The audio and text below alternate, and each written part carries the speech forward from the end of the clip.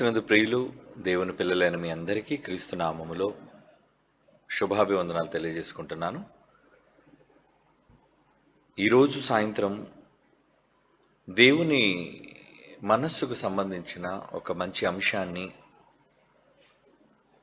Bible నుండి మీ అందరితో కలిసి ఆలోచించి తెలుసుకోవాలని ఆశపడుతున్నాను. అదేంటంటే,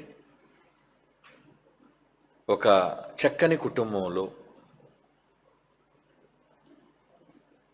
ప్రేమానురాగాలు పంచబడుతున్న కుటుంబంలో మమతలు ఆప్యాయతలు బహుగా దొరుకుతున్న ఒక కుటుంబంలో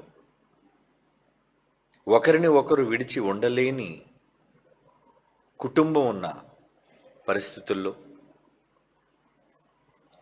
వారిలో ఏ ఒక్కరైనా కనబడకుండా పోతే ఆ కుటుంబం ఎదుర్కొనే సమస్యలు, ఆ కుటుంబం మానసికంగా కృంగిపోయే పరిస్థితులు, వీటిని గూర్చి మనం ఆలోచించగలిగితే చాలా బాధాకరంగా ఉంటుందండి. ఎందుకంటే తాము ప్రేమించిన తమవారు, కన్నవారు కావచ్చు, కట్టుకున్నవారు కావచ్చు, ఇలా ఎవరైనా ఒకవేళ విపత్కర పరిస్థితుల్లో ఇంటికి రాకపోతే ఆ కుటుంబం యొక్క పరిస్థితి ఎలా ఉంటుందో ఒక్కసారి మీరు ఆ కుటుంబ పరిస్థితి ఒకవేళ మీ కుటుంబానికి సంభవిస్తే ఎలా ఉంటుందో మీరు అందులో నిమగ్నమై మీరు ఆలోచించాలి. ఈరోజు ఇది నేను ఎందుకు చెబుతున్నాను అంటే, దేవుడికి ఒక చాలా పెద్ద కుటుంబం ఉంది. ఏంటా కుటుంబం? ఎవరిదా కుటుంబం? అది సాక్షాత్తు తండ్రి అయిన దేవుని కుటుంబం. ఎఫెసీ పత్రిక 3వ అధ్యాయం 14వ వచనం మనం చదువుకుంటే, పౌలు ఎఫెసీలకు రాస్తున్న పత్రిక 3వ అధ్యాయం 14వ వచనంలోని మాటను చూడగలిగితే, పరలోకమందు భూమి మీదను ఉన్న ప్రతి కుటుంబము ఏ తండ్రిని బట్టి కుటుంబం అని పిలువబడుచున్నదో, అంటే భూమి మీద ఉన్న సకల కుటుంబాలకు ఆయనే తండ్రి. ఎన్ని కుటుంబాలు ఉన్నాయి చెప్పండి? ఏమండి, ఎన్ని కుటుంబాలు భూమి మీద ఉన్నాయి చెప్పండి? కొన్ని లక్షల కుటుంబాలు ఉన్నాయండి, లక్షలు. ఈ లక్షల కుటుంబాలు దేవుణ్ణి గుర్తించినా గుర్తించకపోయినా, దేవుణ్ణి అంగీకరించినా అంగీకరించకపోయినా వారైతే దేవుని కుటుంబమే. దేవుడు అనుకుంటున్నాడు, మీరు నా కుటుంబం. ఎందుకంటే భూమి మీద ఉన్న ప్రతి కుటుంబం అనే ప్రయోగం చేశాడు. చూడండి, ఆ పదాన్ని వాడాడు ఆయన. భూమి మీద ఉన్న ప్రతి కుటుంబము. ఎంత చక్కటి బైబిల్! అంటే ప్రతి కుటుంబానికి తండ్రి దేవుడేనా? లేదు ఆయన యందు విశ్వసించిన వారే ఆయన కుటుంబమా? రెండిటికి ఎంత తేడా ఉందో చూడండి.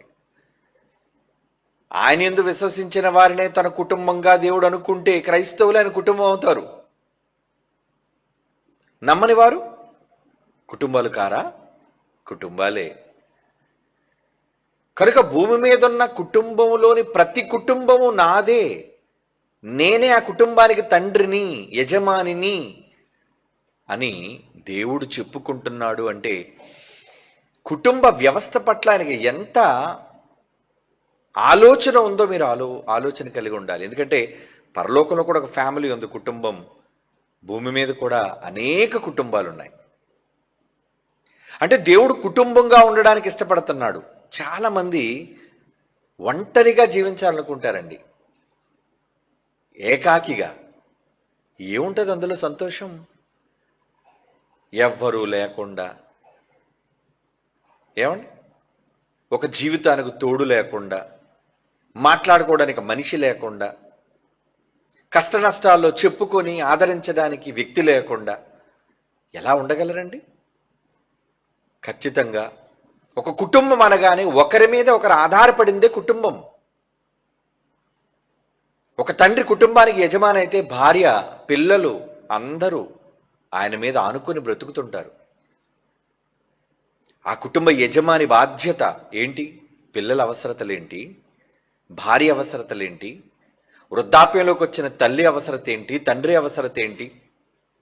ఇవన్నీ కూడా ఒక కుటుంబానికి తండ్రి కావచ్చు, లేదా పెద్ద దిక్కుగా ఉన్న కుమారుడు కావచ్చు, ఆలోచిస్తాడు.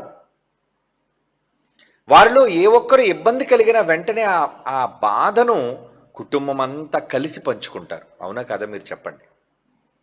ఒక కుటుంబానికి ఒక ఆపద వస్తే, ఒక కుటుంబానికి ఒక శ్రమ సంభవిస్తే, కుటుంబ సభ్యులందరూ వెంటనే ఒకళ్ళు భర్త ఇబ్బందుల్లో ఉన్నాడు అనుకోండి, భార్య ఉంటుంది, పోన్లండి, కష్టాలు మనుషులు కాకపోతే చెట్లకు వస్తాయా? మేమందరూ ఉన్నాం కదండి, మీరు ఎందుకు అధైర్యపడతారు?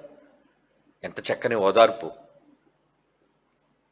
పిల్లలు వచ్చి, నాన్న ఏడవక నాన్న అని వాళ్ళు కన్నీళ్లు తుడుస్తుంటే, వాళ్ళు ఆదుకుంటుంటే, వాళ్ళు అనే మాటలకు ఆ కుటుంబ యజమానికి ఎంత ఆనందం, ఎంత ప్రోత్సాహం. అవునంటారా? ఎస్, అవును. ఈరోజు భూమి మీద ఉన్న కుటుంబాలన్నీ కూడా దేవునికి ఎంతవరకు ఆయన కన్నీటిని తుడిచే ప్రయత్నం చేయగలుగుతున్నాయి చెప్పండి. దేవుడికి కన్నీరేంటి? దేవుడికి బాధ ఏంటి? మన బాధలు దేవుడితో చెప్పుకోవడానికి కదా దేవుడు ఉన్నాడు అనే పరిస్థితుల్లో ఈరోజు మానవ వ్యవస్థ ఉంది. దేవుడు అనగానే ఆపద మొక్కులవాడు, ఆపదలకి మొక్కుతారు ఆయన్ని. దేవుడు అనగా ఆపదల్లో ఆదుకునేవాడు దేవుడు, మా కష్టాలు తీర్చేవాడు దేవుడు, మా అవసరతలు తీర్చేవాడు దేవుడు అనుకుంటున్నారు. కానీ దేవునికి అవసరతలు ఉన్నాయి, దేవునికి సమస్యలు ఉన్నాయి, దేవునికి కోరికలు ఉన్నాయి, దేవునికి బాధ్యతలు ఉన్నాయి, దేవునికి వేదన ఉంది. సమాజం ఈ కోణంలో ఏ రోజు ఆలోచించదండి. కానీ బైబిల్ చెబుతుంది కుటుంబ యజమానికి కుటుంబం యొక్క ప్రోత్సాహం ఎంత అవసరమో. చాలా సందర్భాల్లో అండి, ఎప్పుడైనా కుటుంబంలో ఒక సమస్య వస్తే అందరూ విడిచిపెట్టేస్తారండి, బంధువులు కూడా విడిచిపెట్టేస్తారు కొన్ని సందర్భాల్లో. కానీ ఎప్పుడూ కూడా కుటుంబాన్ని విడిచిపెట్టని కొందరు వ్యక్తుల్లో మొదటిగా భార్య ఉంటుంది, రెండోది పిల్లలు ఉంటారండి, మూడోది తల్లిదండ్రులు ఉంటారండి. అవునా కాదా? మీరు ఆలోచించండి. ప్రపంచం ఒకవేళ మిమ్మల్ని అవమానిస్తున్నా, ప్రపంచం మీ మీద నేరస్థాపన చేస్తున్నా, మీరు చెడ్డవాళ్ళు అని ప్రపంచం మిమ్మల్ని అనరాని మాటలు అంటున్నా, మీ పక్షాన నిలవబడేది భార్య, పిల్లలు, తల్లిదండ్రులు. అవును, ఖచ్చితంగా వాళ్ళే ఉంటారు. వాళ్ళే ఎందుకున్నారు? కుటుంబం గనుక, వాళ్ళ మధ్య ఉన్న బంధం గనుక. ఇదంతా నేను ఎందుకు చెప్పానంటే ప్రియులారా, అలాంటి మంచి బంధాన్ని కలిగిన కుటుంబం కష్ట నష్టాల్లో ఒకరి ఎడల ఒకరి బాధ్యత కలిగి, ఏమండి, ఎదుటి వ్యక్తిని ఇబ్బంది పరచకూడదు అని భార్య ఆలోచించడం, భర్తకి ఈ సమయంలో ఈ బాధ నేను పెట్టకూడదు, భర్త పరిస్థితి ఆర్థికంగా బాగాలేదు కనుక కొన్ని అడగాలని భార్య అనుకుంటుంది. ఏమండి, అందరిలాగే ఆమె కూడా స్త్రీయే కదా, అడగాలి అనుకుంటుంది. కానీ ఈరోజు ఆయన పరిస్థితులు బాగాలేవు ఆర్థికంగా, నేను నా కోరికలన్నీ ఆయనతో చెప్పి నేను ఇబ్బంది పెట్టలేను అని సర్దుకుపోతుందే కుటుంబం కనుక. పిల్లలు ఉంటారండి, చాలా ఉత్తమమైన పిల్లలండి. అయ్యో, మా నాన్నగారి దగ్గర డబ్బులు ఉన్నాయో లేదో, ఇలాంటి సమయంలో నేను అడగొచ్చో అడగకూడదో, నేను అడిగితే ఆయన ఎక్కడ బాధపడతారో అని తమ అవసరతలు కూడా చెప్పలేని అర్థం చేసుకునే పిల్లలు ఉన్నారండి.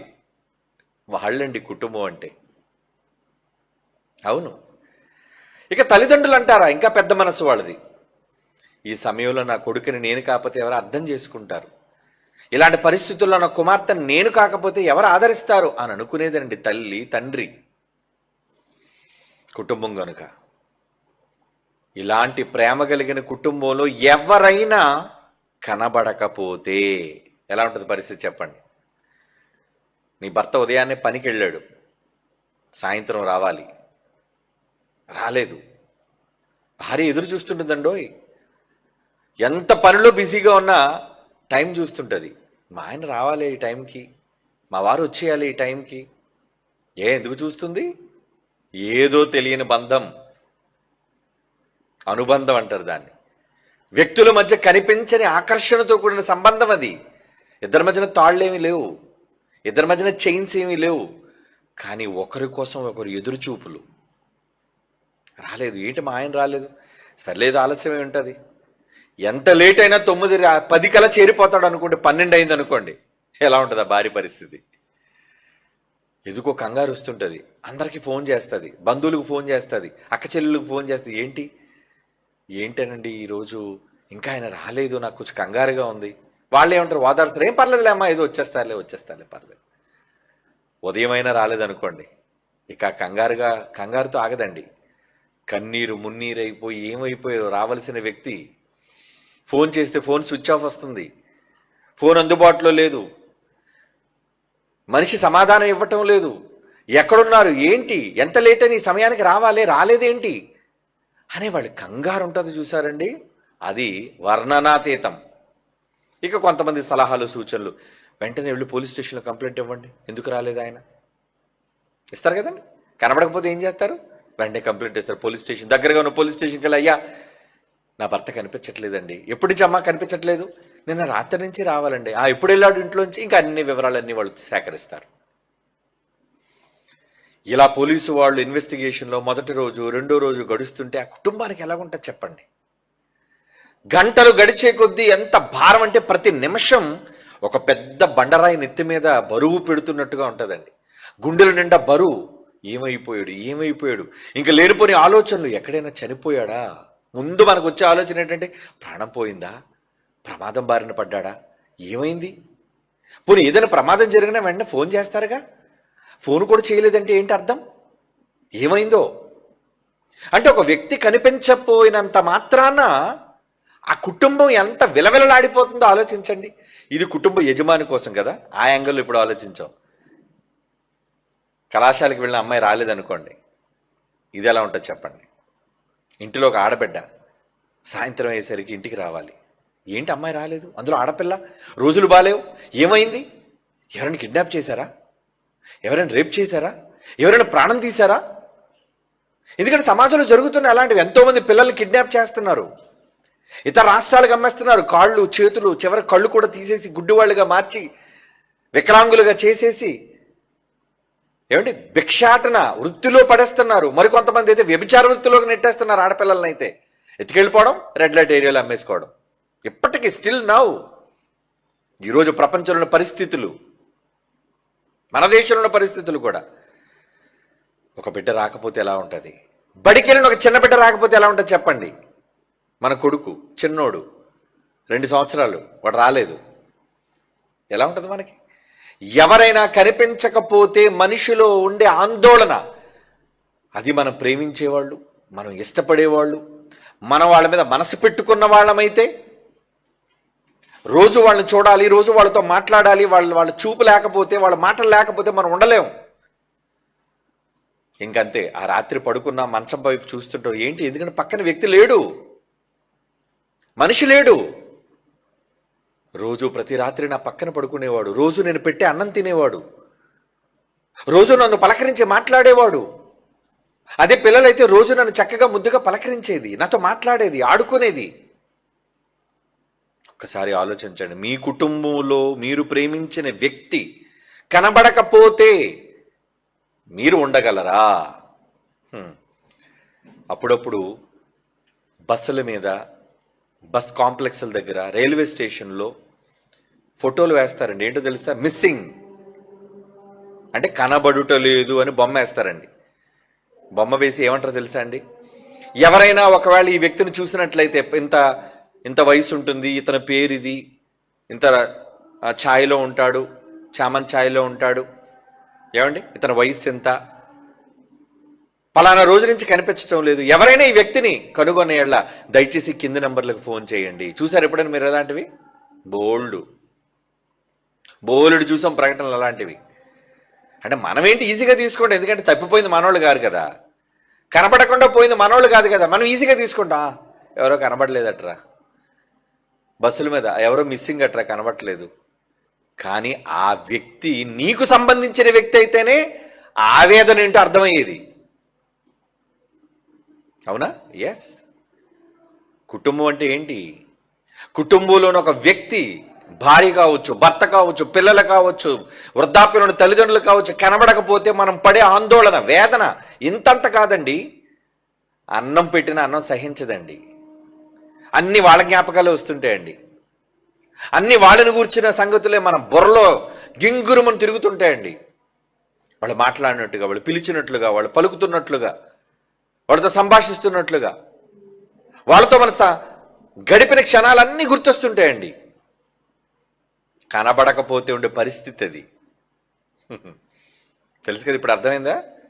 ఊహించుకోండి ఒకసారి, మీ ఇంటిలోని మీరు ప్రేమించే వ్యక్తి కనబడకపోతే ఒక 2 రోజులు అయింది అనుకోండి, పోలీసుల దగ్గరికి వెళ్తున్నారు, ఏమండి ఏమైంది, ఇంకా ఆచూకీ దొరకలేదమ్మా, ఏం వివరాలు దొరకలేదమ్మా. 3 రోజుల తర్వాత పోలీస్ స్టేషన్ ఫోన్ నుంచి, అమ్మ సముద్రం దగ్గర ఎవరో ఈ వయసులో ఉన్న ఒక అబ్బాయి శవం దొరికింది, మీరు ఎవరేమో ఒకసారి చూడండి అంటే ఎలా ఉంటుంది చెప్పండి మీ మనసు? అవునో కాదో కాకపోయినా వెంటనే మీ గుండె పగిలిపోయి బద్దలైపోయి పరిగెత్తుకుంటూ కన్నీరు మున్నీరే వెళ్ళిపోతారు. ఇంతకీ ఎవరు? నా వాళ్ళు కాకుండా ఉండాలి, నా వాళ్ళు కాకుండా ఉండాలి, నా వాళ్ళు కాకుండా ఉండాలనుకుని మీరు వెళ్తారు. అవునా? ఎస్, అలాగే అనుకుని వెళ్తారు. కనబడకపోయే కలిగే పరిస్థితి, దుస్థితిది. నిజంగా ఒకవేళ ఒక వారం తర్వాత కనబడకపోయిన వ్యక్తిని మీరు ఇంకా ఆశలు వదులుకొని ఏడుస్తూ ఇంటిలో ఉన్నప్పుడు, ఎవరో ఒక వ్యక్తి మీకు కనిపించాలని, మీ అమ్మాయి కనబడకుండా పోయింది అనుకోండి, మీ అమ్మాయి కనబడకుండా పోయింది, ఆమెను తీసుకొని మీ గుమ్మలో నిలబడ్డాడు అనుకోండి, ఎలా ఉంటుంది మీ పరిస్థితి ఆలోచించండి. బాబోయ్, నా కూతురు వచ్చేసింది, నేను వెతికిన వ్యక్తి వచ్చేశాడు, ఎలా వచ్చారు, ఎలా తీసుకొచ్చారు మీరు? కథంతా చెబుతాడు. ఇదిగోండి, కొందరు మత్తు మంది ఇచ్చేశారు, అమ్మాయిని ఎత్తుకెళ్ళిపోతున్నారు, ట్రైన్లో చాలా దూరం తీసుకెళ్ళిపోయారు, అక్కడ అమ్మాయికి స్పృహ వచ్చింది, నేను కనిపెట్టాను, ఈ అమ్మాయి ఈరోజు తప్పించుకొని పరిగెట్టబోయింది, రాష్ట్రాలు దాటిపోయింది అప్పటికే. ఏమండి, ఎవరో మంచి వ్యక్తి కనబడ్డాడు, ఆ వ్యక్తి వాళ్ళ చేతుల నుంచి తప్పించాడు, మళ్ళా 2 రోజుల తర్వాత ప్రయాణం చేసి ఎక్కడమ్మా నీ అడ్రస్ ఎక్కడని కనుక్కొని ఇంటికి తీసుకొచ్చాడు. అప్పుడు మీరు ఏమంటారు చెప్పండి ఆ వ్యక్తిని? బాబు, నీ పాదాలు ఒకసారి చూపించిన ఆయన, నిజంగా నువ్వెంత గొప్పోడివయ్యా, మేము లేదు రాదు అనుకున్న బిడ్డని మరలా తిరిగి ఇంటికి తీసుకొచ్చావు, ఏమిచ్చి నీ రుణం తీర్చుకోవాలి చెప్పండి? జీవితాంతం వాళ్ళు మర్చిపోగలమా? మనం వాళ్ళ జీవితంలో మర్చిపోగలమా? మనం ఎదురు చూసే వాళ్ళని తిరిగి తీసుకొస్తే ఆలోచించండి. ఏమంటే ఒక గుర్తు తెలియని మృతదేహం దొరికిందండి యాక్సిడెంట్లో, అచ్చం చూడడానికి మీ వారు దానిలాగే ఉంది, మీ భర్తలాగే ఉంది అని అంటే చూస్తారు, భార్య చితికిపోయింది అంతా, గుర్తుపట్టలేరు. ఏమండి, అప్పుడు ఏమనుకోవాలి? కాలిపోతే ఏమనుకుంటారు చెప్పండి? ఏదో ప్రమాదం జరిగింది. అలాంటి వ్యక్తి చనిపోయాడు అని అనుకున్న తర్వాత ఏమండి, ఒక 10 రోజుల తర్వాత ఇంటికి వచ్చాడు అనుకోండి, ఏమైంది? ఎలా ఉంటుందండి మన పరిస్థితి? ఇంక లేడు రాడు చనిపోయాడు అనుకున్న వ్యక్తి కళ్ళ ముందు మనకు ప్రత్యక్షంగా కనబడితే అసలు మీ ఆనందానికి అవధులు ఉంటాయా? జరిగిన ఒక యథార్థ సంఘటన చెప్పమంటారా? నా చిన్నప్పుడు జరిగిందండి ఇది. ఇక్కడే విశాఖపట్నం పోర్ట్ హై స్కూల్ అని, ఇప్పటికీ ఉందా high school, port high school. మంచి భయంకరమైన వర్షాలండి, తడిసి ముద్దయిపోతుంది రాష్ట్రం అంతా కూడా, నానిపోతున్నాయి ఇళ్ళన్నీ కూడా, ఎండలేదు, 10 రోజులుగా కుండపోత వర్షాలు. ఇంచుమించు 1989-90 ఆ టైంలో అండి. ఆ టైంలో ఒక మన చర్చికి సంబంధించిన వాడి పేరు దైవప్రసాద్. వాడి పేరు దైవప్రసాద్ అంటే దేవుని ప్రసాదం వాడి పేరు. దైవప్రసాద్ అంటే అర్థం అదే కదా. ఏమండి, తెల్లవారి బడికి పంపించేశారు, వర్షమైనా, ఎందుకంటే బడి మానిపించారు కదండి, ఎందుకంటే బడి అంటే మనకు అంత బాధ్యత, గుడిగిచ్చైనా బడికి పంపించేస్తాం. ఏమండి, మొత్తానికి బడికి పంపించారు. వాళ్ళ నాన్నగారు దైవాధీనం గారు, ఆయన పేరు దైవాధీనం, ఇతని పేరు దైవప్రసాద్. ఈ దైవాధీనం గారు పోర్ట్ ట్రస్ట్లో పనిచేస్తున్నారు. ఆయన ఏదో ఫోర్మెన్ కింద దేని కింద పనిచేస్తున్నారు, క్వార్టర్స్లో ఉంటున్నారు. ఆ క్వార్టర్స్ పక్కనే స్కూల్ అండి, విశాఖపట్నం పోర్ట్ ట్రస్ట్ స్కూల్. సరే, బిడ్డ వెళ్ళిపోయాడు. సరిగ్గా మధ్యాహ్నం 1:02 అవుతుందండి, భోజనం తర్వాత పెద్ద వర్షం అండి. మీరు నమ్మరండి, ఉన్న పళంగా స్కూల్ అంతా కుప్పకూలిపోయిందండి. చాలామంది పిల్లలు చచ్చిపోయారండి అందులోనే. Visakhapatnam port trust. మీలో పెద్దవాళ్ళని కొంతమందికి తెలుసు. ఇక తల్లిదండ్రులు అందరూ అండి, ఎందుకంటే శిథిలాల క్రింద ఉన్నారు పిల్లలందరూ కూడా. ఇంకా లబో దిబో గుండెలు కొట్టుకొని ఏడుస్తున్నారండి. శవాలు చితికిపోయి చిన్నపిల్లలు. ఒక్కొక్క శవాన్ని తొలగించాలంటే పెద్ద పెద్ద అవి రావాలి కదండి. ఆ ప్రొక్లైనర్స్లు అటు వచ్చి ఆ ఎత్తైన, ఎందుకంటే 2-3 అంతస్తులు, అందులో సరిగ్గా కట్టరు కదండి. గవర్నమెంట్ కాంట్రాక్ట్లు అంటే సరిగ్గా కట్టరు. ఎప్పుడు చూడండి ఆ గవర్నమెంట్ ప్రభుత్వ కళాశాల, ప్రభుత్వ స్కూళ్ళు చూడండి ఎలా ఉంటుంది. ఎప్పుడు కూడా ప్రభుత్వ ఆఫీసులు అట్లా నమ్మకండి, ఎప్పుడు భయం అట్లా చూసినవండి. ఎందుకంటే నాణ్యతా ప్రమాణాలతో ఉండవండి ఇవి. లంచాలకు మరిగి చాలా దారుణంగా సిమెంటు బదులు ఏమండి చాలా నాసిరకమైన సిమెంటు, ఇసుక బదులు విపరీతమైన ఇసుక, సముద్రపు ఇసుక లాంటిది కలిపేసి వాడేసి డబ్బులు మిగిల్చుకోవడానికి కట్టేస్తుంటారండి. ఐరన్ కూడా చాలా స్ట్రాంగ్ ISI మార్క్ ఉన్న స్టాండర్డ్ స్టీల్ వాడరండి. డబ్బులు కదా, లంచం. అలా కట్టేశారండి దాన్ని. కుప్పకూలిపోయిందండి బిల్డింగ్. తల్లిదండ్రులందరూ రోడ్డు మీదకి వచ్చి కేకలు చూడాలి. గోల గోల గోల గోల, ఏడుపులు, శిథిలాలు. ఎప్పుడు తీస్తారు శిథిలాలు? పాపం దైవజనం గారు కూడా తెలిసింది. ఆయన భార్య, మిగతా వాళ్ళందరూ, కుటుంబీకులందరూ వచ్చేసి గుండెలు బాదుకుని ఏడుస్తున్నారండి. నా కొడుకు నేనే పంపించానండి బడికి, నేనే పంపించానండి ఉదయం బడికని. అప్పటికాడు వెళ్ళనన్నాడట. వాడు నా ఫ్రెండు, ఆ దైవప్రసాద్ అన్నోడు నా స్నేహితుడు. అంటే నేను వాడు సమాన వయస్కులు, ఇప్పుడు కూడా నా వయసే వాడిది. ఏమండి అలాంటి సమయంలో ఏమండి సాయంత్రం అవుతుందండి, 5-6 ఆ టైంకి. ఇంకా చీకటి పడుతుంది. చీకటి పడుతున్న టైంలో అందరూ ఏడుస్తున్నారండి. లైట్లు వెలిగించారు, తల్లిదండ్రులు అందరూ ఏడుస్తున్నాడు. ఇంక వీళ్ళు అనుకున్నారు దైవప్రసాద్ కూడా చచ్చిపోయాడని. ఇంటికి వచ్చాడండి మహానుభావుడు. ఇంటికి వచ్చాడు.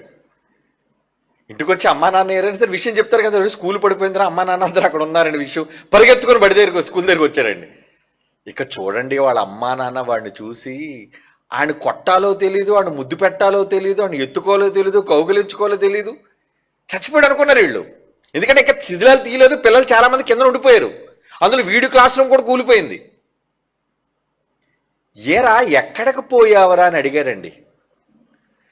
మేము నలుగురు స్నేహితులు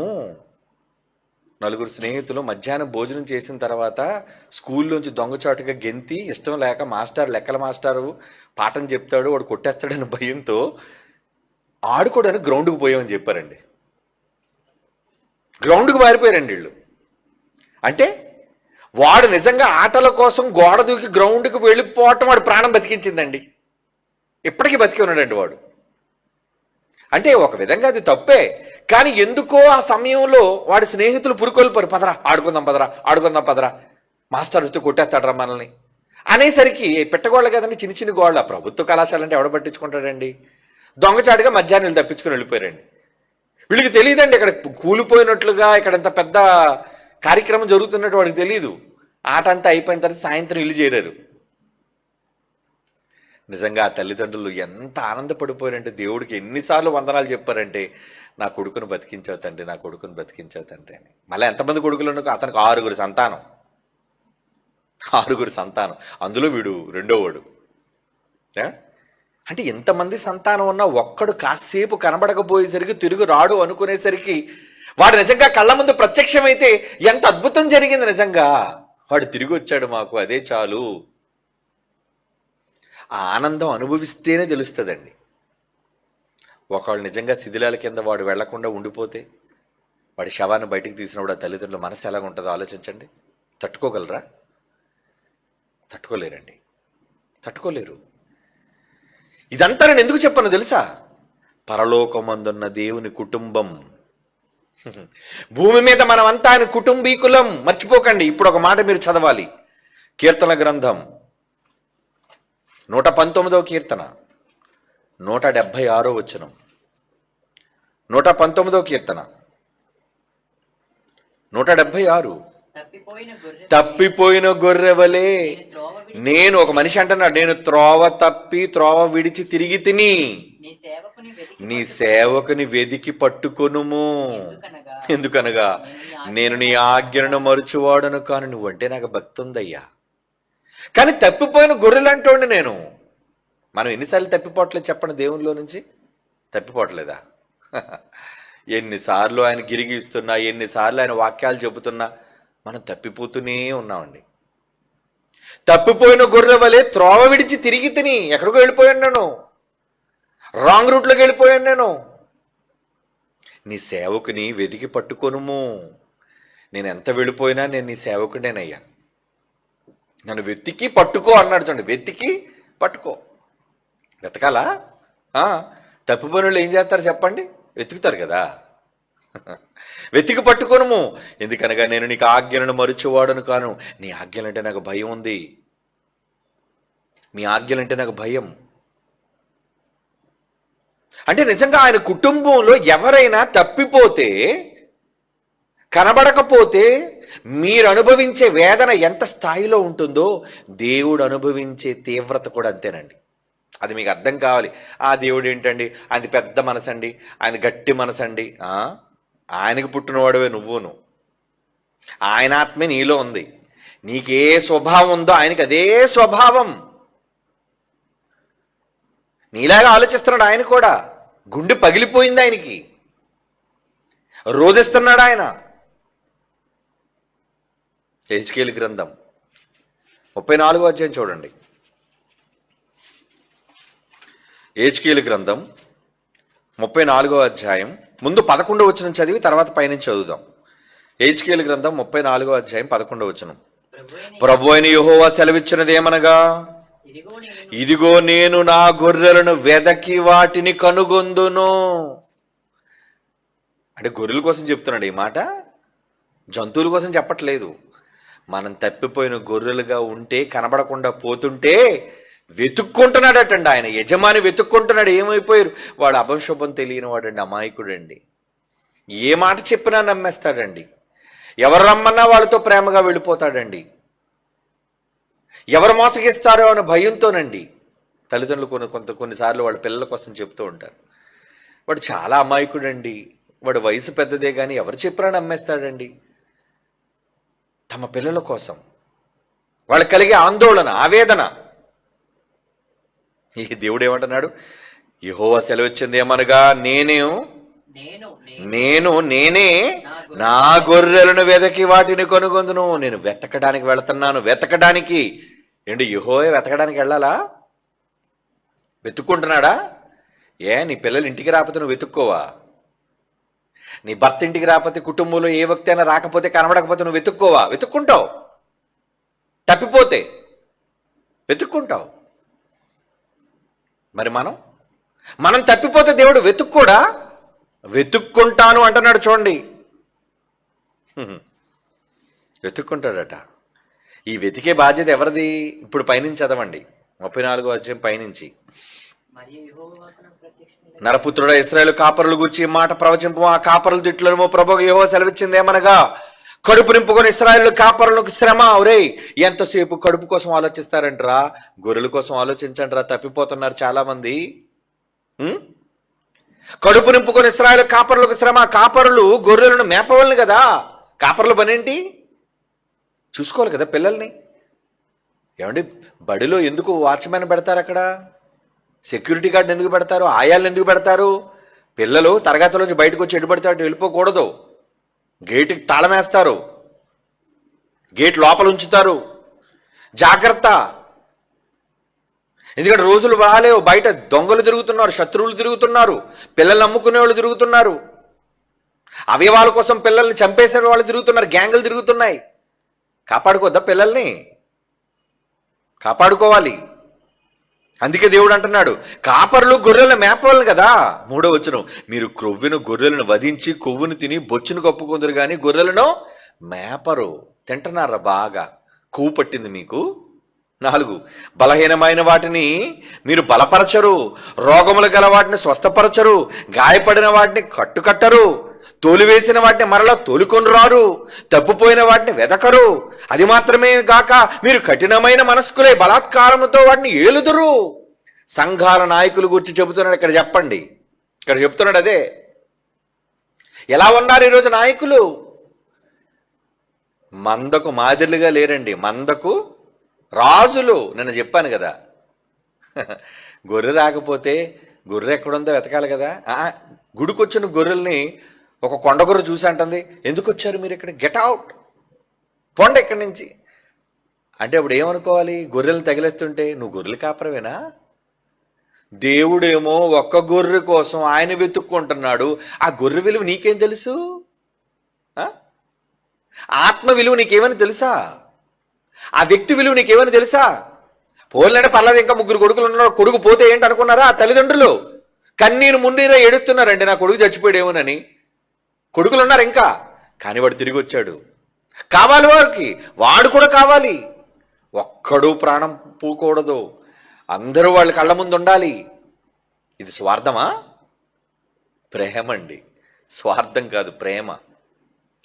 కుటుంబం పట్ల బాధ్యతది. మరి ఎలాంటి బాధ్యత కలిగి ఉన్నాం మనం? సంఘాల పట్ల ఎలాంటి బాధ్యత కలిగి ఉన్నారో తెలుసా వీళ్ళు? ఆయన వస్తే రాపదడు, పోవయ్యా. ఆ ఒక్క ఆత్మను వెదకి రక్షించారు. యేసుప్రభు ఎందుకు వచ్చాడు లోకానికి? చూడండి ఒక మంచి మాట. ఆ మాట చదువుకున్న తర్వాత ఇక్కడికి వద్దామండి. యేసుప్రభు ఎందుకు వచ్చాడండి, ఎందుకు వచ్చారో చూద్దామా? లోకాసువార్త 19వ అధ్యాయం 10వ వచనం చూడండి. మన కోసమే, గొర్రెలు అంటే ఇక్కడ మన కోసం చెప్తున్నాడు. లోకాసువార్త 19వ అధ్యాయము 10వ వచనం, నశించిన దానిని వెదకి రక్షించుటకు మనుష్య కుమారుడు వచ్చేనని అతనితో చెప్పాను. అసలు యేసుప్రభు ఎందుకు వచ్చారంటే భూమి మీదకి? ఎవరైనా నశించిపోతే నశించిన దాన్ని వెదకి వెదకి వెదకి ఎవరిని వెతుకుతారు చెప్పండి? తప్పిపోయిన వెతుకుతారా, కళ్ళ ముందు వెతుకుతారా? బైబిల్లో వెతకి అనే పదం ఎందుకుంది? ఎప్పుడు వెతుకుతారు మీరు? కనిపించిన వాడిని కదా వెతుకుతారు మీరు, తప్పిపోయిన వాడిని కదా వెతుకుతారు మీరు. యేసుప్రభు పరలోకా నుంచి భూమి మీదకి ఎందుకు అడుగు పెట్టాడో తెలుసా?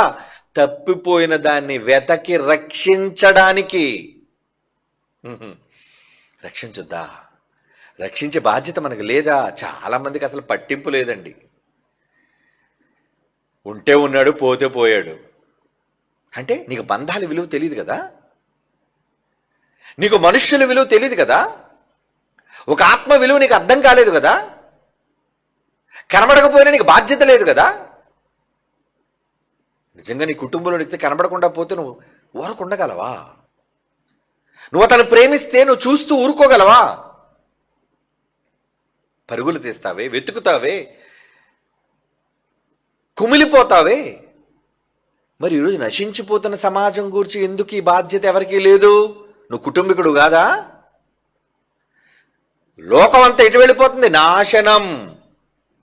తప్పిపోతున్నారు అందరూ, త్రోవ తప్పి అంటాడు చూడండి. రోమపత్రిక 3వ అధ్యాయం చదవండి ఆ మాట.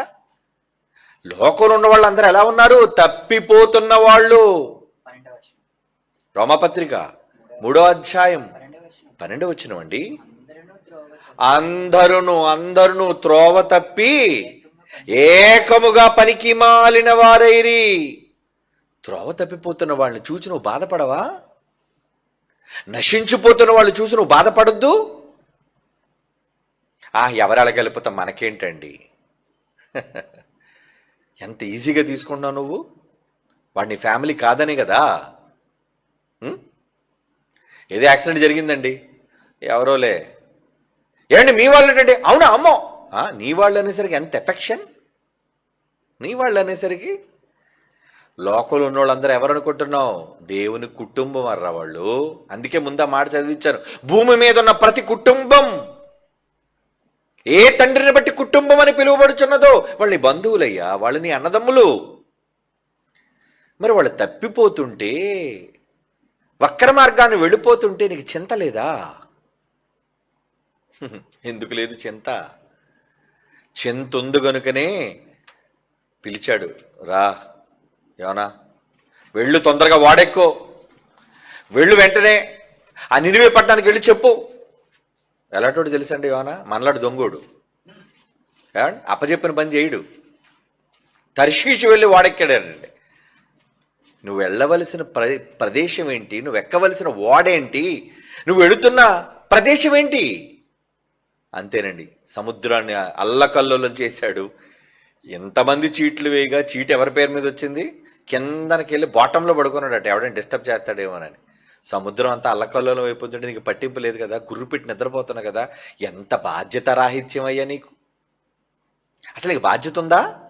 చీట్ ఇతని పేరు మీద వచ్చిందట. బాబు లెగు బాబు, ఎవరు బాబు తమరు, మీ పేరు మీద చీట్ వచ్చింది. యోనా గారు మీరేనా? నేనే బాబు. ఏంటి చీటి మీ పేరు మీద వచ్చింది, ఇందులో ఎవడో దుష్టుడని మేము చీట్లు అయితే నీ పేరే వచ్చింది. అవునా, ఏం జరిగింది, బయటకు వచ్చి చూడండి. అంతేనండి, బయటకు వచ్చి చూశాడు, సముద్రం అంతా అల్లకల్లోలంగా ఉంది. అర్థమైపోయింది ఇదంతా నేను దేవుని మాట వినకపోవడం వల్ల వచ్చింది. ఏం చేయమంటాడు, అడగడానికి భయం కదా, నన్ను ఇసిరండి సముద్రంలోకి, ఎందుకంటే వచ్చింది అలలు నా కోసమే, నేను వెళ్ళాలి అంటే ఆయనే చూసుకుంటాడు. ఎత్తి కొదేసేయండి నన్ను సముద్రంలో అన్నాడు. అంతేనండి, ఒక్క ఇసిరిసిరారండి. ఎవరిని? యోనాని. ఎంత నమ్మకం యోనాకి, ఏడు చచ్చిపోతాడనే, నన్ను ఎలా బతికించుకోవాలో, నన్ను ఎలా తీసుకెళ్ళాలా ఆయనకి తెలుసులే అనే పంతమైంది. సామాన్యుడు కాదు సుమా. మొత్తానికి క్యాచ్ పట్టింది. ఏది? తిమింగళం. 3 రోజులు పనిష్మెంట్ ఇచ్చాడు. తప్పు అయిపోయింది, మహాప్రభు క్షమించని చీకట్లోంచి ప్రార్థన చేశాడు. సరే కక్కే అన్నాడు, కక్కేసింది. బయటకు వచ్చాడు, నినివే వెళ్ళాడు, అందరికీ చెప్పాడు. అందరూ మారారా, రాజు మొదలుకొని సేవకుడు పనోడు వరకు అందరూ గోనెపట్టు కట్టుకొని, అమ్మ బాబాయ్ దేవుడు ఇంత ఉగ్రత ఇచ్చేపోతున్నాడా, మహాప్రభు మమ్మల్ని క్షమించయ్యా. మారు మనస్సు వచ్చేసింది అందరికీ. మారు మనస్సు వచ్చేసి అందరూ బాగుపడిపోయారట. ఏడి ఈ మాత్రం దానికారని తీసుకొచ్చామని అలిగి ఊరవతలకి వెళ్ళి కూర్చున్నాడటండి. ఏమండి, యోనా గ్రంథంలో ఊరవతలకి వెళ్ళి కూర్చుంటే పాపం కొడుకులు పోన్లే ఎండలో ఉన్నాడని చెప్పి వెంటనే ఒక సొరచెట్లు వేసిందండి తమాంతంగా. నీడ కోసమని దేవుడు సొరచెట్లు లేపాడట. సొరచెట్లు లేపగానే పైకి చూశాడు, ఇది ఒకటి తక్కువ మాకు అని అనుకున్నాడు లోపల. గొప్ప నీడని ఇచ్చావులే మాకు, చేసిందంతా చేసి నన్నే 3 రోజులు లోపల పనిష్మెంట్ ఇచ్చి ఇప్పుడు వెళ్ళి చెప్పేసరికి అంతా మారిపోయారు, ఈ మాత్రం దానికి నన్ను ఎందుకు పంపడం? పంపొద్దా? నువ్వు చెబితే కదా మారేదాళ్ళు. నువ్వు వెళ్ళకపోతే అలాగే దేవుడు అరుతాడా ఆకాశం నుంచి, రే మారండ్రా అంటాడా? అలాగంటే మనం ఎందుకు చెప్పండి, సువార్త ఎందుకు చెప్పండి? ఆయనే ఆకాశం నుంచి ఒక కేకేస్తే చాలు మొత్తం ప్రపంచం అంతా మారిపోద్ది. ఆయన అలా చెప్పాలనుకోలేదు. ఈలోపు సొరచెట్టుకి పురుగులు తినేసేటండి. సొరచెట్టు పోయేసరికి మళ్ళీ ఎండ వచ్చింది. ఎండ వచ్చేసరికి వెంటనే కోపం వచ్చేసి, ఎందుకు బ్రతుకు అనుకొని తెగ బాధపడిపోయి విసుక్కుంటున్నాడటండి. అప్పుడు దేవుడు ఏమన్నాడు తెలుసా? రే నాన్న, చదువుదాం మాట. యోనా గ్రంథం 4వ అధ్యాయం 10-11. యోనా గ్రంథం 4వ అధ్యాయం 10-11 వచనాలు. అందుకు యెహోవా, నీవు కష్టపడకుండా పెంచకుండా, నీళ్ళేయలేదు, ఏ రోజు విత్తనం వేయలేదు, ఒక రాత్రే పెరిగింది ఒక సొర చెట్టు, ఒక రాత్రిలోగానే వాడిపోయింది కదా. ఈ సొర చెట్టు విషయంలోనే నీడపోయిందని ఏదో నువ్వు బాధపడిపోతున్నావే. అయితే 120,000 అంటే 120,000 మంది అటండి. 1,20,000. 120,000 మంది కంటే ఎక్కువైన కుడి ఎడమలు ఎరుగని జనం, బహుపశువులను గల నినివే మహాపట్టణం విషయంలో నేను విచారపడవద్దా? అంటే దేవుడు విచారపడుతున్నాడా? చెప్పండి. దేవుడికి ఏంటి విచారం లేదు అనుకుంటున్నారు. దేవుడు 24 గంటలు రంభా వరసి మేనకను వేసుకొని ఏమంటే వాళ్ళకి డ్యాన్సులు వేస్తుంటే చూస్తున్నాడు అనుకుంటున్నారా? అక్కడ గానా బజానా జరుగుతుంది, తైతక్కలాడుతున్నారు అక్కడ అందరూ. దేవుడు భూమి మీద మనుషులు మర్చిపోయాడు, అందగత్తెల అప్సరసల తాలూకు నృత్యంలో నిమగ్నం అయిపోయాడు. మన దేవుడు అలాంటివాడు కాడు. అలాగని మన దేవుడి కోసం చెప్పబడలేదు. ఆయన గానం కోసమో దేనికోసమో, స్త్రీ మోహం కోసమో, ఏమండి అందం కోసం ఆశపడేవాడు కాడు ఆయన. ఆయన కోరుకునేది తన పిల్లల క్షేమం, తన కుటుంబ క్షేమం. మనమైన కుటుంబం కదా, కనుక మన కోసమైన విచారపడడా? దేవుడు అంటున్నాడు, నేను విచారపడినా నాకు బాధ ఉండదు అనుకున్నావా? అదంతా నా పిల్లలు కాదనుకున్నావా? ఎలా బాధపడకుండా ఉండగలనయ్యా? వాళ్ళు చచ్చిపోతే నరకానికి పోతారు, నా బాధ ఎవరితో చెప్పను. వాళ్ళంతా నా మాట వదిలి తప్పిపోయి ఎటో పోతున్నారు. వాళ్ళంతా, వాళ్ళకి చెప్పేవాళ్ళు లేరు. చెప్పేవాళ్ళు కావాలి, ప్రకటించేవాళ్ళు కావాలి. అంటే ప్రకటించే వాళ్ళకి ఎంత డిమాండ్ ఉందో ఆలోచించండి. ఇప్పుడు చెప్పండి, ఏమంటే ఉల్లిపాయ రేటు భయంకరంగా పెరిగిపోయింది అనుకోండి, కిలో ఉల్లిపాయ 120 అనుకోండి. అప్పుడు ఉల్లిపాయ అన్నం ఎన్ని కొనుక్కుంటారు మీరు? కిలోలు కొనుక్కుంటారు ఏంటి? బాబు ఒక 2 ఉల్లిపాయలు ఉంటాయి బాబు, ఓ 10 రూపాయలకి, లేదా ఒక 50 రూపాయలకి 2 ఉల్లిపాయలు ఉంటాయి బాబు. డిమాండ్. ఈరోజు దేవుడుకున్న డిమాండ్ ఏంటో తెలుసా?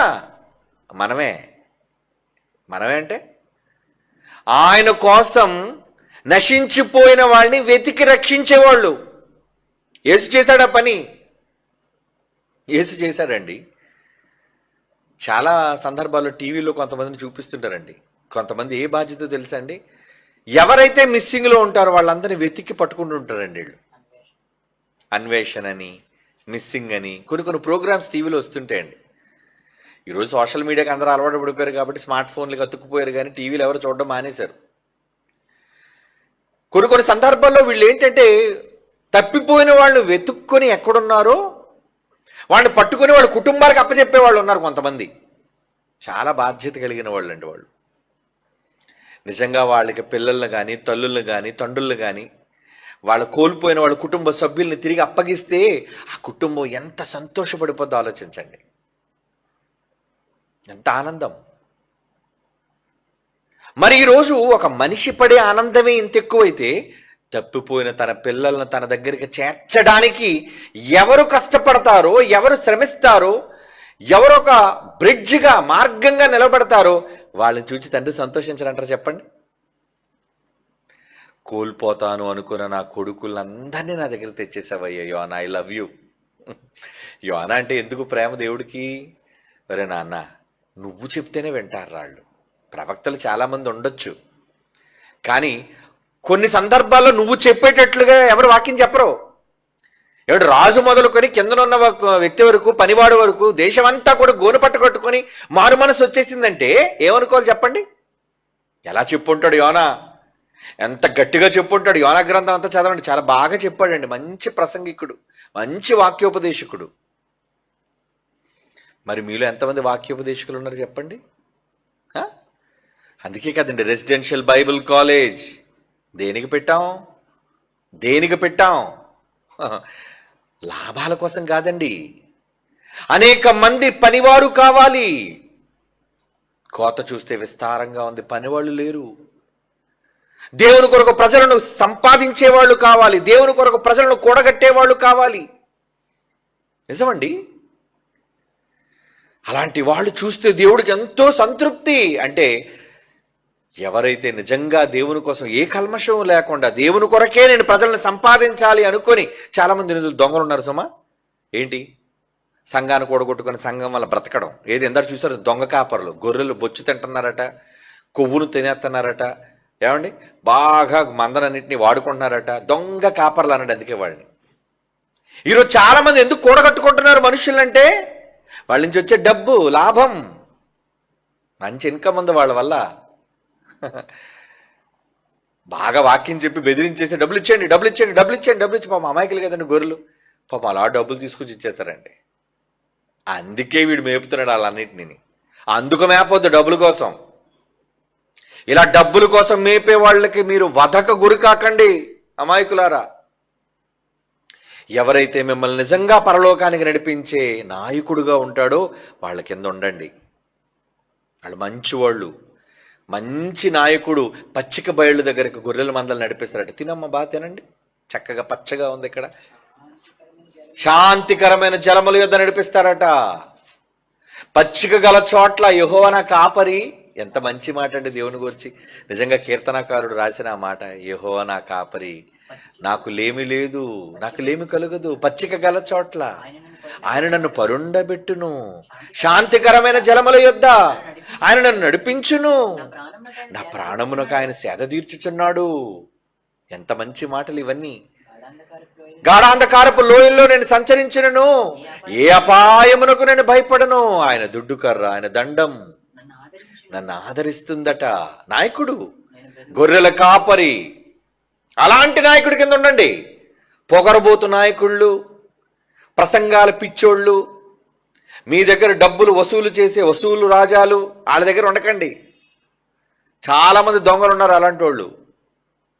గొర్రెలను అమ్ముకొని తిని బ్రతికేవాళ్ళు. మందలన్నింటినీ కూడా నరకానికి పంపించి వీడు కూడా నరకానికి పోయేవాడు. వద్దు. మంచి నాయకులు కావాలి దేవునికి. ఎందుకు?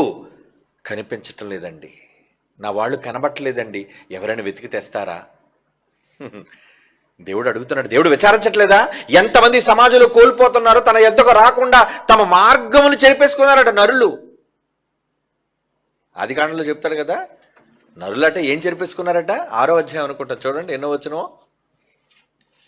తమ మార్గములను చెరిపివేసుకొనిరి, చెడుతనంతో నిండిపోయి ఎక్కడికైతే వెళ్ళాలో ఆ మార్గాన్ని తప్పిపోయారట.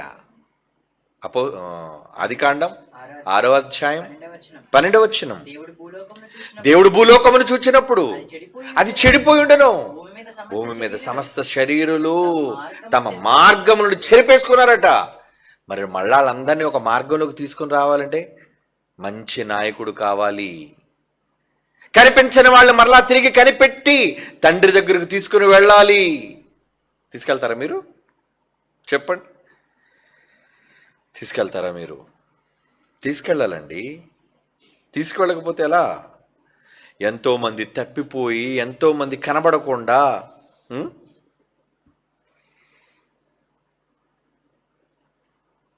యోహాను సువార్త 10వ అధ్యాయం 16వ వచనం. యేసుప్రభువు వారు ఏమంటారు చూడండి, మంచి కాపరి.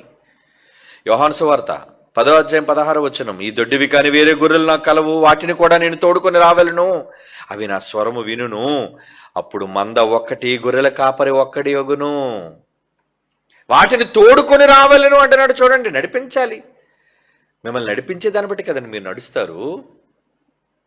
పిల్లలకు మంచి నేర్పిస్తే మంచి మార్గానుగానే వెళ్తారు. దుష్టత్వం నేర్పిస్తే చిన్నప్పటి నుంచి అబద్ధాలు, బూతులు, దొంగతనాలు నేర్పిస్తే అవి నేర్చుకుంటారు వాళ్ళు.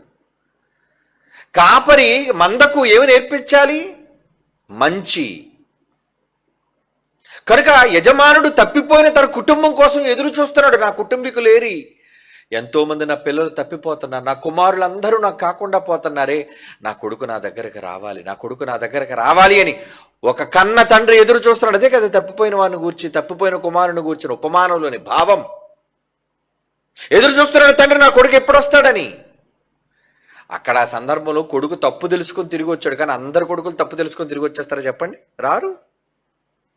ఎందరో వాళ్ళ తప్పును వాళ్ళకి చెప్పి, ఇది నీ తండ్రి ఎదుట నువ్వు విరోధంగా ఉన్నావయ్యా, ఇది మంచి పద్ధతి కాదయ్యా, నువ్వు వెళుతున్న త్రోవ సరైనది కాదయ్యా అని చెప్పి తీసుకొని రావాలి దేవుని మార్గంలోనికి.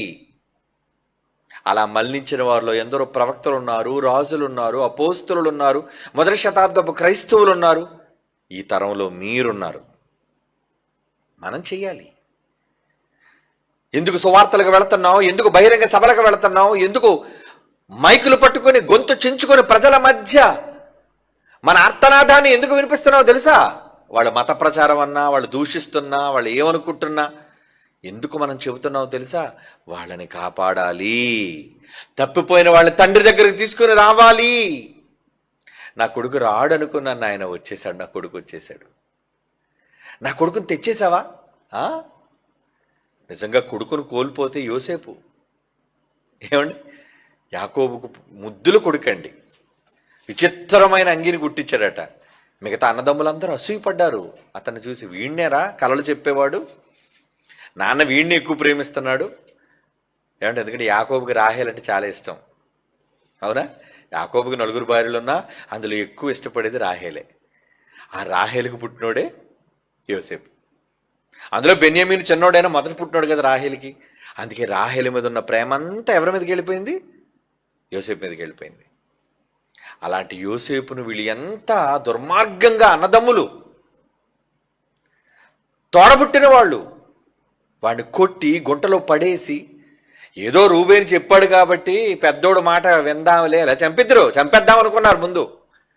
కానీ వాడిని కొట్టి పడేసి గోతుల నుంచి తీసి ఐగుప్తులకి అమ్మేశారు.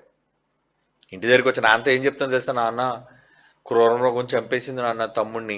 ఏమంటే ఆ వృద్ధాప్యంలో తండ్రి ఏమైపోతారు చెప్పండి? రాహేల్ని ప్రేమించి ప్రేమించి ప్రేమించి 14 సంవత్సరాలు కొలువు చేశాడు మహానుభావుడు. అంత లవ్ రాహేల్ అంటే. రాహేల్ అంటే 14 సంవత్సరాలు లవ్. అలాంటి ప్రాణం కంటే ప్రాణంగా ప్రేమించిన రాహేలుకు పుట్టిన కొడుకు ఎంతో ప్రాణాన్ని పెట్టుకున్నాడే యాకోబు ముసలోడు. యాకోబు ఎప్పుడైతే ఆ మాట విన్నాడో, కొడుకులు చెప్పిన అబద్ధాన్ని విని తన బట్టలు చింపుకొని, ఆదికాండం చదువుదాం 37వ అధ్యాయం 34వ వచనం, ఆదికాండం 37:34 వచనం. యాకోబు తన బట్టలు చింపుకొని నడుమును గోనెపట్ట కట్టుకొని అనేక దినములు కొడుకు విషయమై అంగలార్చి ఏడుపట, అయ్యో నా కొడుక, నా కొడుక, నా కొడుక, నా కొడుక. అతని కుమారులందరూ, కుమార్తెలు, కూతుళ్ళందరూ చాలా ఓదార్చడానికి ట్రై చేశారట. కానీ అసలు యాకోబు అన్కంట్రోల్ ఏడుపు. నేను అంగలార్చుచు ఏడుస్తూ నా కొడుకు దగ్గరికి వెళ్ళిపోతాను, అవసరమైతే చచ్చిపోతాను. ఏంటంటే అంత ప్రేమ కొడుకంటే. అతని కోసం ఏడ్చట, నేను అలా ఏడుస్తూనే చచ్చిపోయి నా కొడుకు దగ్గరికి వెళ్ళిపోతాను అన్నాడండి. అబ్బా, వాట్ ఏ లవ్! ఒక కొడుకు మీద తండ్రికి ఎంత ప్రేమ! ఎంత ప్రేమించిన కొడుకు చాలా సంవత్సరాల తర్వాత కనబడితే ఎలా ఉంటుందంటే తండ్రికి, అరే నాన్న నువ్వు చచ్చిపోయావని అబద్ధం చెప్పారా ఈ దుర్మార్గులందరూ. చివరకు నువ్వే దిక్కయ్యావురా, ఈ కుటుంబం అంతటిని కాపాడడానికి ఆకలితో చచ్చే ఈ కుటుంబాన్ని నువ్వు నిలబెట్టావయ్యా అని నిజంగా యోసేపుని యాకోబు చూసినప్పుడు, ఏదో బైబిల్లో సింపుల్గా వ్రాయబడింది అంతే, కానీ చూసినప్పుడు ఎలా ఉంటుందండి? అసలు ఎక్స్ప్రెషన్ ఏంటి, ఆ ఫీలింగ్ ఏంటి? ఆ సిచ్యువేషన్లో మనం ఉంటే, టైం ట్రావెల్లో అక్కడ మనం అక్కడికి వెళ్తే, అక్కడ వాళ్ళిద్దరి మధ్యన పరిస్థితి చూస్తే కళ్ళతోని, అబ్బా ఇన్ని సంవత్సరాలు లేడనుకున్న కొడుకు ఒక్కసారిగా కళ్ళ ముందు కనబడేసరికి, అది పెద్ద స్థితిలో ఒక పెద్ద సింహాసనం మీద కూర్చొని కుటుంబం అంతటిని రక్షించి ఒక గొప్ప బాధ్యత కలిగిన కొడుకు, మై సన్, నా కొడుకు అని గర్వంగా చెప్పుకునే పరిస్థితిని చూసినప్పుడు ఎలా ఉంటుందండి యాకోబుకి? ఎంత ఆనందం! ఏమండి, ఇది యాకోబు ఆనందం కాదండి, పరలోకపు తండ్రి ఆనందం. యాకోబు దగ్గర మీ పరలోకపు తండ్రిని గుర్తుపెట్టుకోండి. మనం అన్నదమ్ములమే, ఎలాంటి వాళ్ళమే? ఏమండి, బాధ్యత లేదు, తమ్ముళ్ళ మీద బాధ్యత లేదు, కుటుంబం మీద బాధ్యత లేదు. ఎవడలా పోతే నాకేంట్లే, నా మట్టుకు నేను నా సంఘం ఉంటే చాలు, వీళ్ళ దగ్గర నుంచి వచ్చే డబ్బులు నేను గట్టిగా మేస్తాను, ఏమండి అవసరమైతే గొర్రెలని కోసుకొని తింటాను. ఇందాక చెప్పాడే దొంగ కాపరులు. అలాంటి వాళ్ళు వద్దండి దేవుడికి. నమ్మకమైన వాళ్ళు కావాలి. అవునండి, ఏమిటి ప్రజల మధ్యకి నేను ఎప్పుడు మాట్లాడడానికి వెళ్ళిన ప్రజలందరూ చూడగానే నేను ఎప్పుడు నా మనసులో ఇవే తలంపులు వస్తాయండి. ఎలాగైనా వీళ్ళని దేవుడికి దగ్గర చెయ్యాలి, ఎలాగైనా దేవుని ప్రేమను వీళ్ళకి చెప్పాలి, ఎలాగైనా దేవుని యొక్క ఔన్నత్యాన్ని, క్రీస్తు యొక్క విశిష్టతను వీళ్ళకి ప్రకటించాలి అనే మనసు నాకు వస్తుందండి. ఎందుకు? ఈ వేళలో కొద్దిమంది అయినా మారకుండా పోతారా? ఒక్కరినైనా నేను రక్షించకుండా పోతానా? కొంతమందినైనా సరే దేవుడి దగ్గర నేను తీసుకెళ్లకుండా ఉంటానా? అలా నేను తీసుకువెళితే ఆయన సంతోషం ఎలాంటిది చెప్పాను కదా మీకు. పరలోకంలో తండ్రి కలిగే సంతోషం ఎప్పుడు?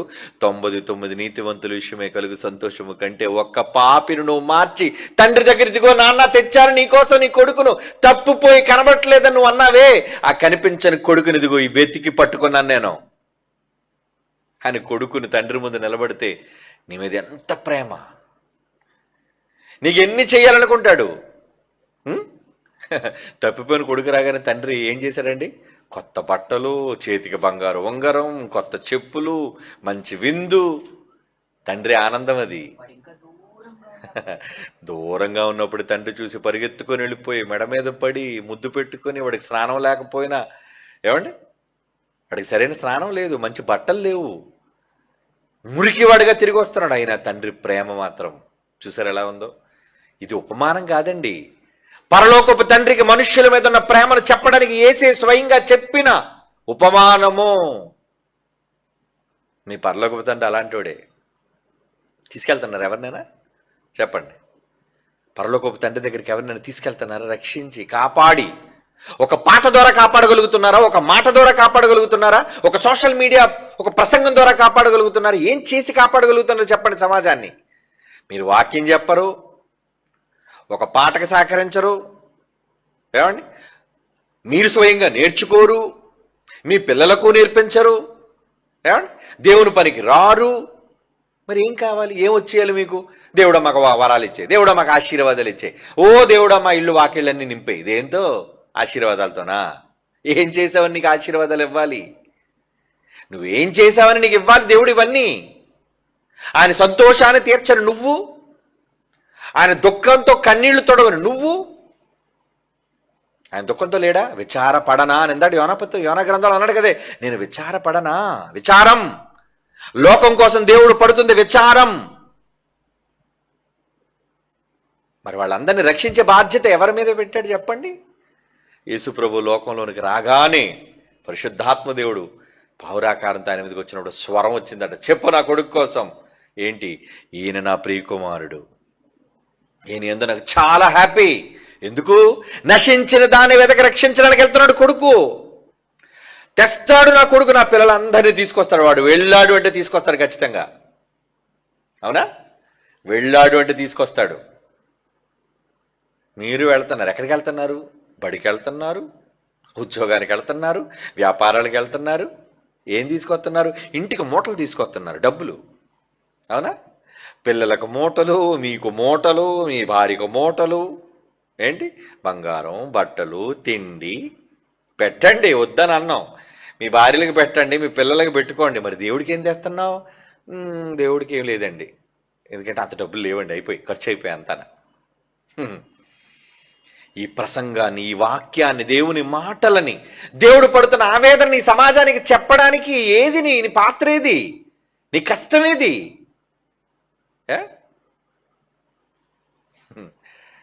చిన్న ఉద్యోగం చేసుకునేవాళ్ళు, చిన్ని వాళ్ళు, దేవుని పని కోసం, సేవ కోసం వాళ్ళు చేస్తున్న త్యాగాలు చూస్తుంటే ఆశ్చర్యం అనిపిస్తుంటుందండి నాకు. వండర్ఫుల్. గొప్పోళ్ళు డబ్బులు ఇస్తాడు అనుకుంటారు, ఎప్పుడూ గొప్పలు చేయరండి. ఉన్నోడు ఎవడో, లేమిలో ఉన్నవారు, పేదరికంలో ఉన్నవాళ్ళు కష్టార్జితాన్ని రూపాయి దాచి దేవుని కోసం ఇస్తారు. అందుకే పేదలకు సువార్త ప్రకటించబడుతుంది. పరలోక రాజ్యం వాళ్ళదే. లేమిలో ఉన్నవాళ్ళు చేస్తారండి. దేవుడికి విచారం గురించి సమాజం ఆలోచించదేంటి?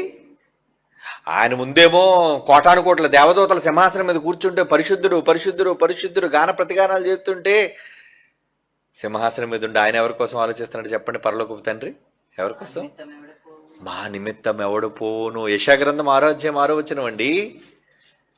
నా కుటుంబం తప్పిపోయింది, నా కుటుంబంలో చాలా మంది కనబట్టలేదు, నా కుటుంబంలో జాడ తెలియటం లేదు, వాళ్ళు వెతికి రక్షించే వాళ్ళు ఎవరు అడుగుతున్నాడు. ఏమని? 6 యెషయా గ్రంథం 6 అప్పుడు ఆ శరాపుల్లో తాను బలిపీఠం మీద నుండి కారుతో తీసి నిప్పు చేత పట్టుకున్న ఎదుగు ఎగిరి వచ్చి నా నోటికి దాన్ని తగిలించి. ఎన్నో వచ్చినది? 2వ వచనమా? 8వ వచనం, క్షమించండి, 8వ వచనం. అప్పుడు నేను దేవుడు అన్నాడు, నేను ఎవరిని పంపుదును? మా నిమిత్తము ఎవడు పోవును? ఎవరు వెళ్తారు చెప్పండి? ప్రభు సెలవీగా వింటిని అంటున్నాడు ప్రభు. మా కోసం ఎవరైనా వెళ్ళి నేను తప్పిపోయిన నా వాళ్ళని తీసుకొని వస్తారా? అప్పుడప్పుడు చూడండి, కనబడట్లేదని కిందనేసి ఎవరైతే వీళ్ళని కనుగొంటారో వాళ్ళకి తగిన పారితోషికం ఇవ్వబడిన అంటారు. అంటే నశించిపోయేదాన్ని ఎవరైనా తీసుకొస్తే వెదకి రక్షిస్తే ఏమంటే పారితోషికం ఉంటుందా లేదా? ఫోన్ పోగొట్టుకున్నారు, ఇంటికి ఎవడో ఫోన్ తీసుకొచ్చాడు, 1,50,000 ఫోను. కనీసం టీ అయినా ఇస్తారు కదండి, కనీసం స్వీట్ అయినా ఇస్తారు కదండి. చాలా థ్యాంక్స్ బాబు అని చెప్పి దండం పెట్టి పొమ్మంటారా? కృతజ్ఞత లేని వాళ్ళు. కనీసం పిలిచి భోజనం అయినా పెట్టాలి, వాళ్ళ చేతిలో ఒక 1000 రూపాయలైనా పెట్టాలి. అంటే నిజంగా మీ మనసులో ఏదైనా ఉంటే వాళ్ళకి ఏదో చెయ్యాలనిపిస్తుంది. ఎందుకంటే 1,50,000 ఫోన్ ఎక్కడా? ఏమండి అసలు ఫోన్ దొరికితే ఎవడని తీసుకొస్తాడండి? తీసుకొచ్చి ఇచ్చాడంటే అర్థం ఏంటి? నీ పర్స్ అందులో 10,000 రూపాయలు ఉంది, తిరిగి ఇంటికి తీసుకొచ్చి నీ పర్స్ నీకు ఇచ్చాడంటే ఏమనుకోవాలి అతన్ని? పోతే పోయింది, అయ్యా ఈ 2,000 ఉంచుకోండి. అయ్యయ్యో నాకెందుకంటే 2,000, నా సంతృప్తి కోసం ఉంచుకోండి అయ్యా. 10,000 రూపాయలు తిరిగి ఇచ్చాయి, పోతే నాకు ఆ 10,000 లేకుండా పోయేది, కానీ మీరు నాకు సహకరించారు, ఇదిగోండి 2,000 రూపాయలు. కృతజ్ఞత మనం వాళ్ళ పట్ల చేసే మేలు. ఈరోజు నిజంగా దేవుని సువార్త ప్రకటిస్తున్న వారి పట్ల మీరు చేస్తున్న మేలేంటి, ఉపకారం ఏంటి చెప్పండి? తిరిగి తీసుకొస్తున్న వాళ్ళని, రక్షిస్తున్న వాళ్ళని. అందుకే దేవుడు తిరిగి తీసుకొచ్చినందుకు కొడుకునేమన్నా తెలుసా? నాన్న, పరలోకం, భూమి, పాతాళ లోకం, ముల్లోకాలకి నువ్వేనా యజమాని, come on sit on my throne, నా సింహాసనం మీద కూర్చొని ఆయన ఇచ్చేశారండి. యేసు ప్రభుకి తండ్రి ఇచ్చేశాడు, తన సింహాసనాన్ని ఇచ్చేశాడండి. నా కొడుకులందరినీ తీసుకొచ్చావయ్యా నువ్వు, నా సింహాసనం నీదే. ఏలో నిన్ను మించిన పేరు ముల్లోకాల్లో లేదు, యేసు నామానికి మించిన నామమే లేదన్నాడండి. Hats off. ఏంటండి దేవుడు అలా ఒప్పేసుకున్నాడు? ఏంటి దేవుడి నామం కంటే యేసు నామం గొప్పదా? యేసు నామం అంటే అంత గొప్ప నామం, బలీయమైన నామం. ఎందుకైందో తెలుసా? కనిపించని వాళ్ళని వెతికి రక్షించాడు కాబట్టి. తీసుకెళ్ళాడు తండ్రి దగ్గర, ఇదిగో నాన్న నేను రక్షించానయ్యా నీ వాళ్ళని. మరి నువ్వేం రక్షించి తీసుకెళ్తున్నావు ఎవరినైనా దేవుని దగ్గరికి? తీసుకెళ్ళావు. ఆయన ఇచ్చేవి నువ్వు చూస్తే ఆశ్చర్యపోతావు. ఆయన నీ పట్ల చేసే మేలును చూస్తే నువ్వు పొంగిపోతావు. మనం చెయ్యం, అలాంటివి చెయ్యం. ఏమండి, పారితోషికం ఇవ్వాలి కదండి. తెచ్చిన వాళ్ళకి, కనిపెట్టిన వాళ్ళకి తగిన పారితోషికం ఇవ్వబడినని ప్రకటిస్తుంటారే. మరి దేవుడిచ్చే పారితోషికం ఏంటి? బహుమానం అన్నాడు. అందుకే వాని వాని క్రియలు చొప్పున ప్రతి వానికి ఇచ్చుటకు జీతము నా యొద్ద ఉంది, నేను బహుమానాన్ని సిద్ధం చేశానంటాడు. చూడండి, యెషయా గ్రంథం 49:4. యెషయా గ్రంథం 49:4 యెషయా గ్రంథం 49:4. ఆయనను వ్యర్థముగా నేను కష్టపడితే ఫలమేమీ లేకుండా నా బలమును వృధాగా వ్యయపరిచి ఉన్నాను అనుకుంటుని, నాకు న్యాయకర్త యెహోవా, నా బహుమానము నా దేవుని యొద్దే ఉంది. నేను పడిన కష్టానికి నా దేవుడు ఇస్తాడు నాకు బహుమతి. అంటే దేవుడి దగ్గర తగిన పారితోషికం ఉందా మీ అందరికీ? సంపాదించండారా, ఆత్మలు రక్షించండారా, ఎంతమందిని దేవుడి దగ్గర తీసుకొస్తారో తీసుకురండారా. మీ బహుమానం దేవుడి దగ్గర ఉంది. కావాలా బహుమానం? దేవుడిచ్చే బహుమానం మనకొద్దు. ఏం కావాలి? లోకంలో మనుషులు ఇచ్చే పనికిరాని చెత్త బహుమతులు కావాలి.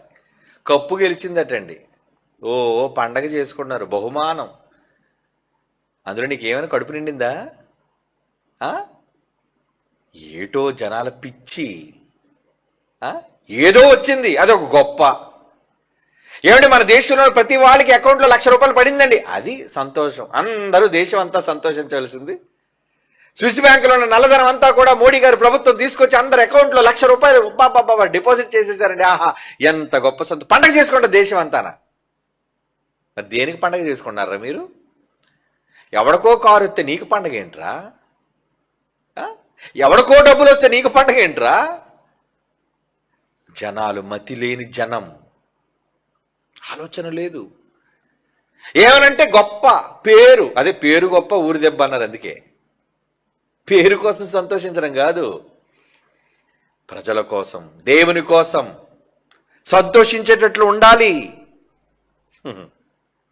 యెషయా గ్రంథం 40:9 చూడండి. యెషయా గ్రంథం 40:9. సియోను సువార్త ప్రకటించుచున్నదానా.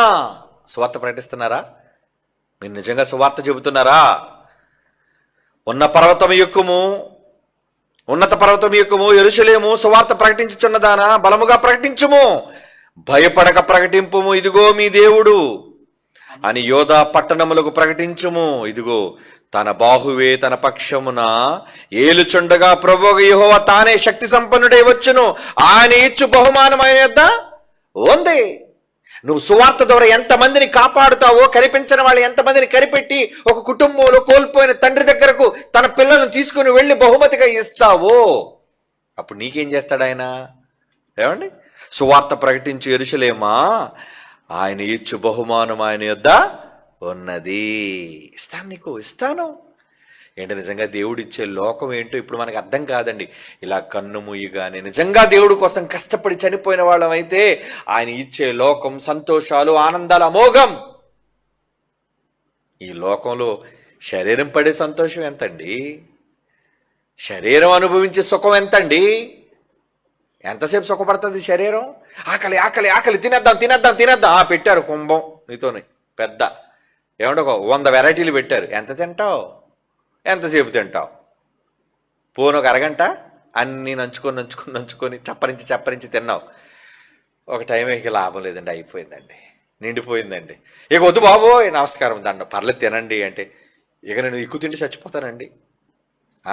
ఎక్కువ తిండి చచ్చిపోతాను. ఎక్కువ తినే చచ్చిపోతారు. మరి ఓవర్ ఈటింగ్ చేస్తారనుకోండి, బాడీ ఏముంటుంది?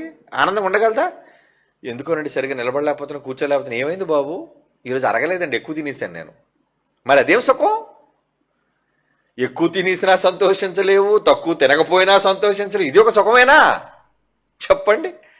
మనుషులకు భూమి మీద ఏమంటే దొరికే సుఖం, సంతోషం నిమిషాలు మాత్రమే. మరలా నిమిషాలు, ఏ సుఖమైనా. కానీ దేవుడిచ్చే సుఖం శాశ్వతం. ఆ బహుమానం నీకు కావాలా? అయితే కనిపించటం లేదని దేవుడు ప్రకటనలు ఇచ్చాడు. నా పిల్లలు తప్పిపోయారండి, నా పిల్లలు తప్పిపోయారండి, నా పిల్లలు నాకు తెచ్చిపెట్టండి, నా పిల్లలు నాకు తెచ్చిపెట్టండి, కనబడట్లేదు కనబడట్లేదు కనబడట్లేదు, నా పిల్లలు కనబడట్లేదని దేవుడు వార్తలను పంపిస్తూనే ఉన్నాడు. కానీ మరి మీలో ఎంతమంది వెతికి పట్టుకుంటున్నారు? మనం ఏం వెతుకుతుందో తెలుసా? ఎక్కడ పెళ్లి కూతురుంది, పెళ్లి కూతురుంది, పెళ్లి కూతురుంది వెతుకుతున్నాం మనం. ఎక్కడ పెళ్లి కొడుకు ఉన్నాడు, పెళ్లి కొడుకు ఉన్నాడు, పెళ్లికని అమ్మాయిలు. ఎక్కడ మంచి లవర్ ఉన్నాడు, లవర్ లవర్ లవర్, నా కోసం చేతులు కోసుకుని లవర్ ఎక్కడున్నాడా, నా కోసం గుండెకాయ ఇచ్చేసి లవర్ ఎక్కడున్నాడా వెతుకుతుంటాం. ఏమండి? ఉద్యోగులను ఎక్కడెక్కడ ఉద్యోగాలు ఉన్నాయి వెతుకుతుంటాడు. ఉద్యోగం ఉద్యోగం ఉద్యోగం. దొంగలు వీళ్ళంతా. దేనికి వెతుకుతున్నావు? ఎవరి కోసం వెతుకుతున్నావు? అవి కాదు నువ్వు వెతకాల్సింది. ఏం వెతకాలి? ఎక్కడ దేవుడు పనుంది, ఎక్కడ దేవుడు పనుంది, ఎక్కడ దేవుడు పనుంది, ఎక్కడ తప్పిపోయిన వాళ్ళు ఉన్నారు అక్కడికి వెళ్ళి నేను కాపాడాలి, వాళ్ళని రప్పించాలి.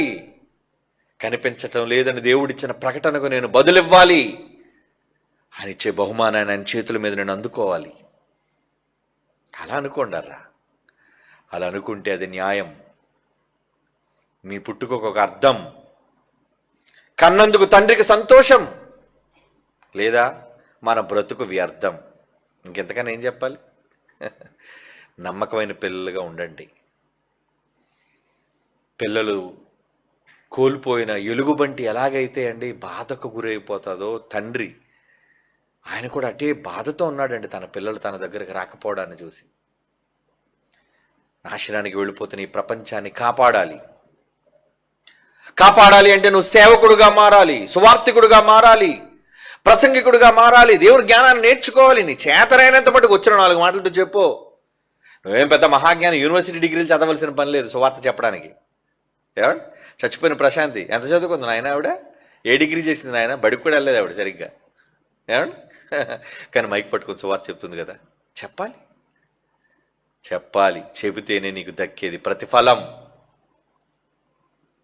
ఎదురు చూస్తున్న దేవుని కోసం ఆయన కోల్పోయిన పిల్లల్ని తిరిగి తీసుకెళ్దా. నాన్న, ఎంతమంది పిల్లలతో నీ దగ్గరికి వస్తున్నాను. ఎంత పొంగిపోతాడు తండ్రి. ఒక్కడనే తెస్తావు అనుకుంటే ఏంట్రా ఇన్ని 100,000 మందిని తీసుకొచ్చావు నాకు, కొడుకంటే నువ్వే నాయన అని పరలోకపు తండ్రి నిన్ను చూసి గర్వపడేటట్టుగా ఉండాలి. అలా ఉందాం. తగిన పారితోషికం దేవుడి దగ్గర నుంచి పొందుదాం. కళ్ళు మూసుకొని ప్రార్థన చేసుకుందాం. పరిశుద్ధుడు అయిన తండ్రి, దేవా, మీ బాధ ఏంటో, మీ సమస్య ఏంటో మేము అర్థం చేసుకున్న వాళ్ళం. కానీ లోకం ఇంకా వాళ్ళ మనసుకు పట్టలేదు మీ ఆవేదన ఏంటో. ప్రకటిస్తుంటే మత మార్పిడి అంటుంది, హేళన చేస్తుంది, అవమానపరుస్తుంది. అయినా వాళ్ళ అవమానాలకు మేము భయపడవు నాయన. మీ పిల్లలు మీ వద్దకు తీసుకొని రావాలన్న సత్సంకల్పంతో ముందుకు వెళుతున్నాం. మమ్మల్ని బలపరచండి. క్రీస్తు వారి పరిశుద్ధ నామములో ఈ ప్రార్థన వేడుకొనుచున్నాము తండ్రి. ఆమేన్.